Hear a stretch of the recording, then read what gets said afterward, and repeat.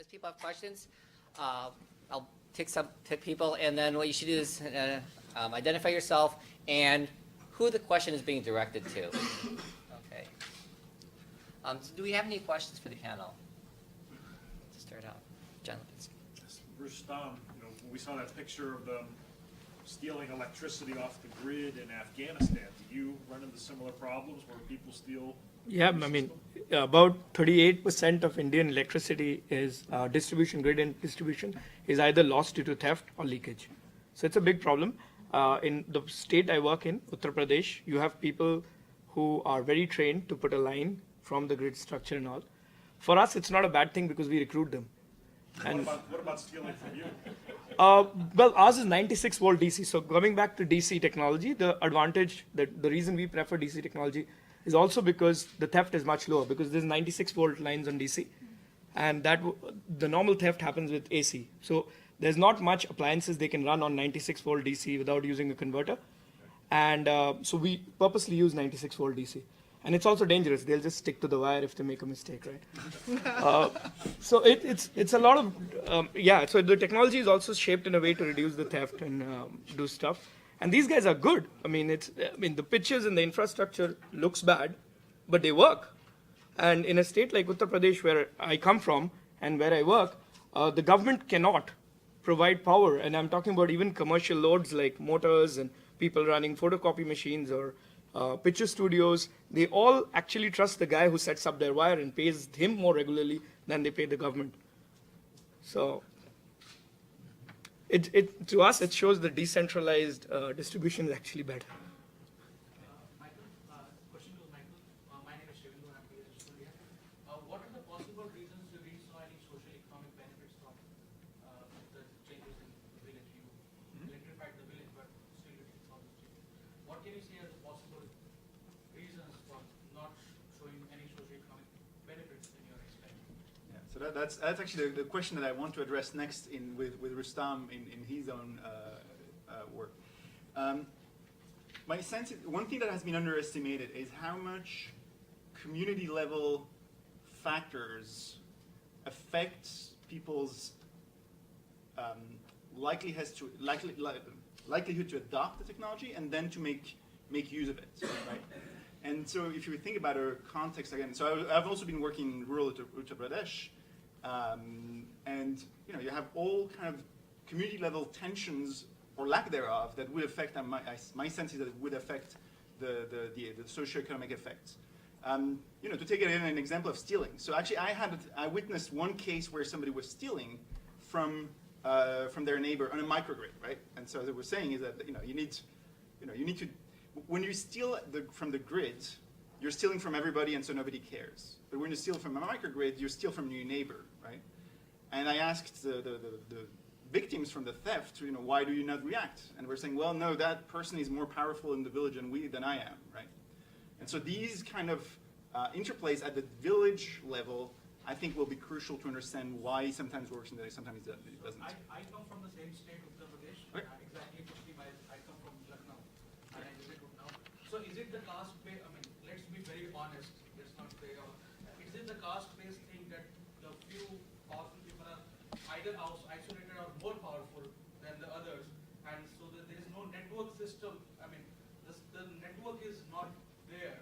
People who have adopted DC are not networked with people who did adopt DC, and that's why you might not be seeing those socioeconomic changes. So it could be that, but at the same time, in some places, there is not that much variation in terms of caste, or it's just they're fairly homogeneous. I'm saying interconnection between these castes at the social level, right? More at the DC electricity level. Right.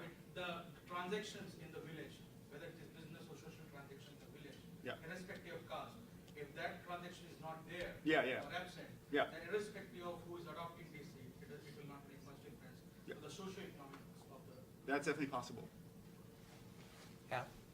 I just wanted to ask Rustam, for that one community that was saving, I think like 25 families, you said, what was the rough cost for the power system itself?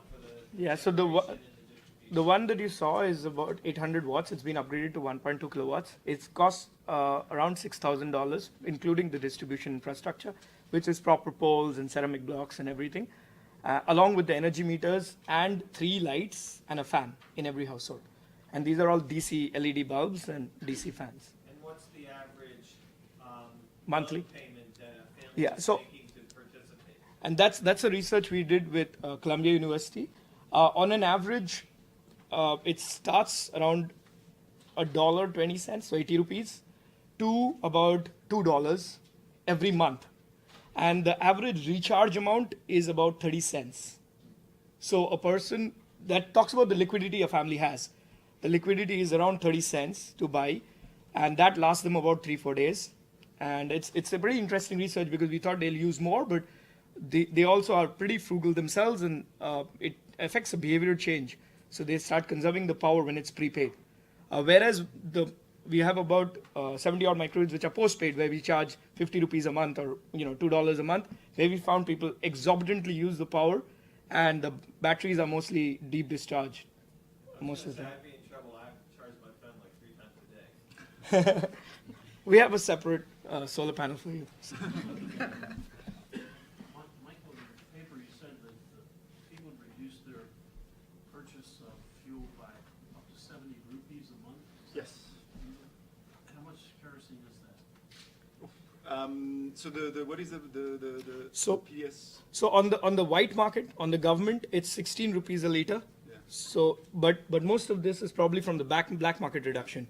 A family on an average uses 3 to 4 liters from the government, which is at 15 rupees, which is at 20 cents. And they use about 5 to 6 liters from the black market, which is about $1. So that's about 55, 60 rupees per liter. Yeah. So this would easily be a liter reduction.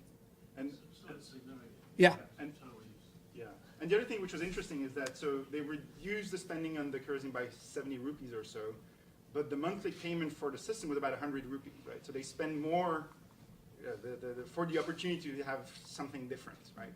And so there might be, and actually we were talking about this yesterday, there might be the case that they are just testing the water and seeing whether they like it, or it could be something that they're actually, it's not only about being constrained by money, but also just because nobody was supplying anything better to, because these, again, we're talking about places that are 3-4 hours away from Lucknow, so fairly remote, right? And can I just add quickly? And also, kerosene is primarily lighting, Yeah. whereas energy sources like ours is it's a 30 watt peak load, so you can do mobile charging, you can watch a TV, so you have the independence to choose how you're going to use the energy. It's not just lights. Although for us it was not TV, it was charging and lighting.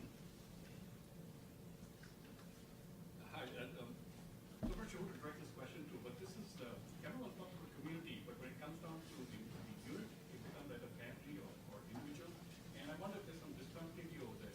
So the question that I have is probably more related to Michael and some of the discussion with Shivendu, and it has to do with have you tried, does your data include, if you're in a community, like I had a friend who had actually given a cell phone to a village, and they were asked to use the cell phone and agree upon the usage. So he gave a certain amount of money to them, and the village had to figure out how best to let anyone use it, right? And if somebody wanted to make a social call, how did that play against somebody else who wanted to find out the price of rice? I was wondering how that model, because unless there's some way of integrating the community or having a interdependence, then the community ceases to exist, to become like that. And I wonder if there's any cultural aspect to it, because over here we've sort of gotten used to a nuclear family and individualistic society, and India is still sort of evolving from what I call a community-based or social environment, family to joint family. So I was wondering if that will change or if that's already been considered. Yeah, so what is really interesting is that and perhaps let me know if I'm not addressing your question, but one of the effects we find, one of the things we find is that trust within the community, within the community again, and towards outsider really matters, especially the one within the community. And it matters in two times. It matters first because you need to trust your neighbor to become, because these are systems, right, which you need your neighbors to be also a customer for you to become one. So you need trust to begin with. But then for those who actually adopt or become customer where the system works, their level of trust increases even more. And that could be an interesting kind of virtuous cycle effect. I don't want to oversell it because, if there's something too virtuous, then it doesn't work.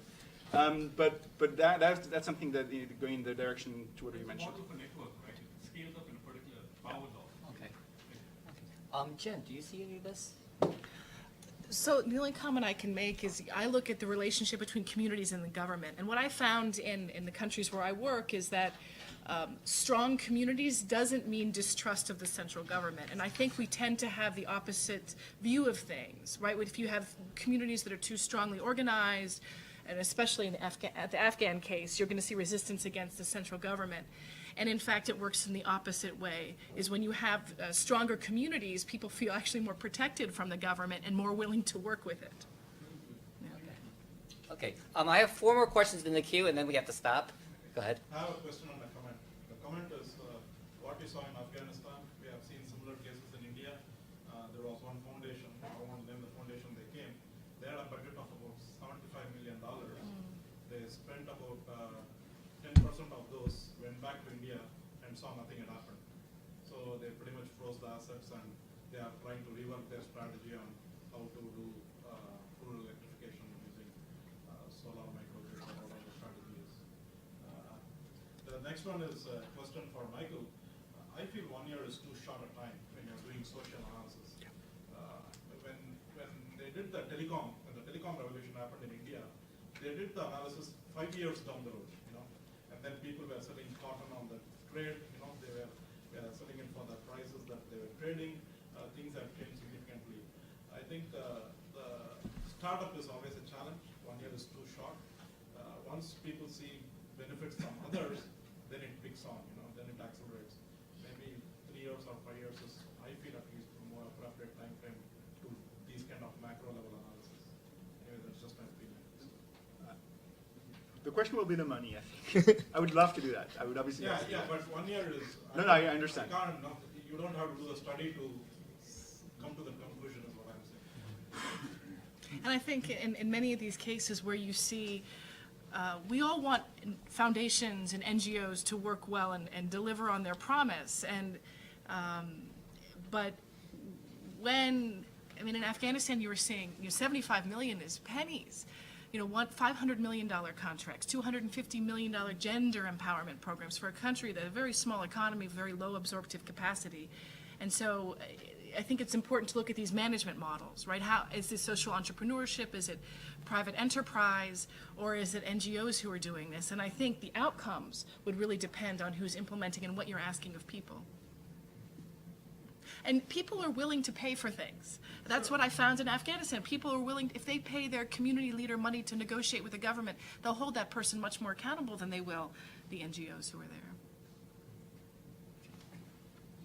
My name is Zaheem Hussein. I'm the sustainability coordinator in Millville. I have a comment and a quick question. The comment is, we don't have to go to Afghanistan or India to see examples of distrust in NGOs and nonprofits.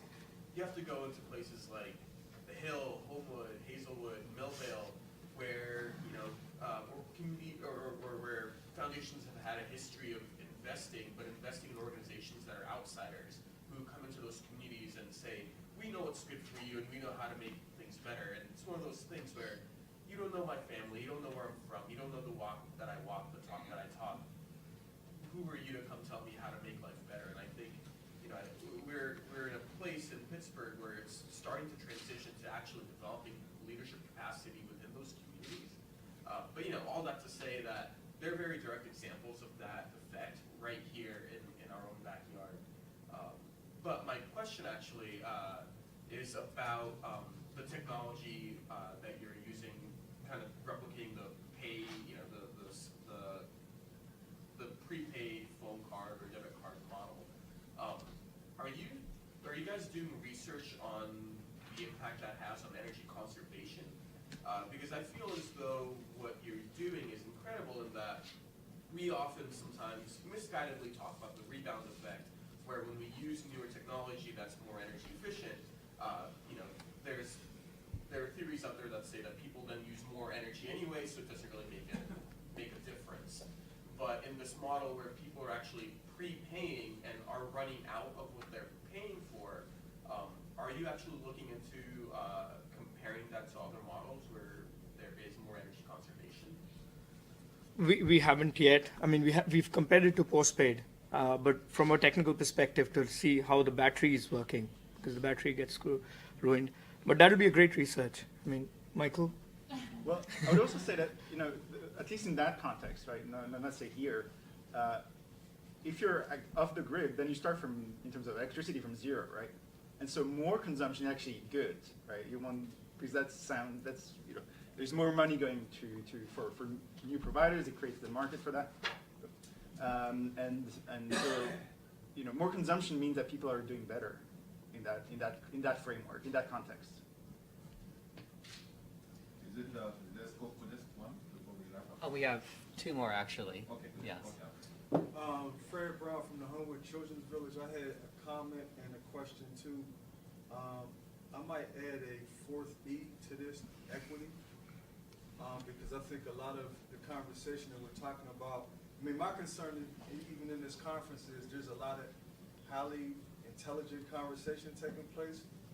And my question is, I don't see, and I would like to hear if there is any, the difference between what I've heard and discerned so far as transactional dynamics, and where is the notion of transformational dynamics? Because there's still a divide between the use of this technology and the people who are paying for it, and at what point do they become onboarded with the practical application of it beyond the user, which is a transaction? At what point does any of this become transformational? And then how does that create social economic drivers in the community that can, so that this can become catalytic as opposed to just a transaction? Because I haven't heard, I'm trying to discern any transformational exchange, and I haven't heard. I just heard pay, charge. And we're talking about innovation. So if part of this is about increasing vulnerable people's ability to understand what we're using, our current approach is not onboarding them into how they can discern the multiple uses of this technology.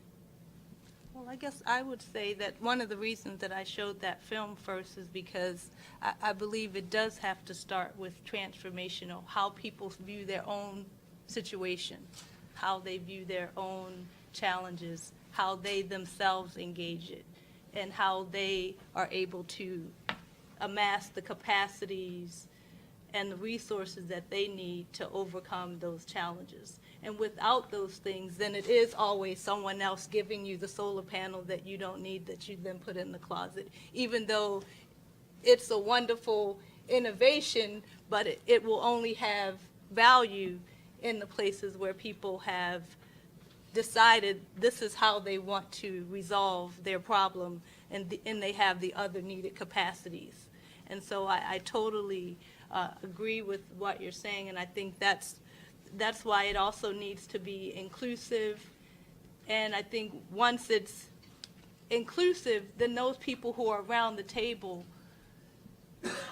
can challenge the envelope, and we can begin to have some of those conversations about equity. The challenge is the little boy who goes out and puts his hand on the tree, he's not at most of these conversations.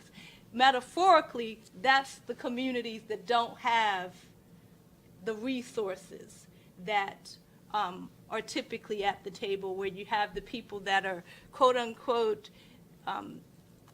you typically think of having the financial and the intellectual resources to solve the problems. I'm sure someone thought that one of the older adults in the community was going to come out and figure out how to get that tree out there, but it was really the unexpected. And I think sometimes we have a lot of unexpected resources in our communities that we don't bring to the table, and so we can't really have a real conversation about equity. Well, I think that's my point, is I feel like, and this is not a disparaging comment, I feel like we impose technology in vulnerable places without looking at their assets. So how could the innovation of that technology be used differently if we use economic gardening principles and explore what were the assets in the geographical location, and how could our proposed technology enhance that so that there would be a shared and balanced process for their growth to promote collective genius. Otherwise, you're the person saving me, so I'm going to pay you because I feel good about being safe. I mean, I'm just. Right, and that's, trying to- right, and again, I think it comes back to bringing the right people at the table. Even if it's the young people who are in the gangs. You need to bring people to the table who may, on the surface of it, may not seem to have an interest in gardening, but these are young people who may be doing other things on vacant property. Perhaps they would have a self-interest in gardening. There are a lot of, in Homewood at least, there are lots of groups that are already doing gardening. To what extent are they, can they be brought into this conversation to see how this type of work will add value to the things that they're doing? Just a quick comment about that. I completely agree with what you're saying. One of the ways commercial companies like ours get equity from the people is by involving them at the design stage.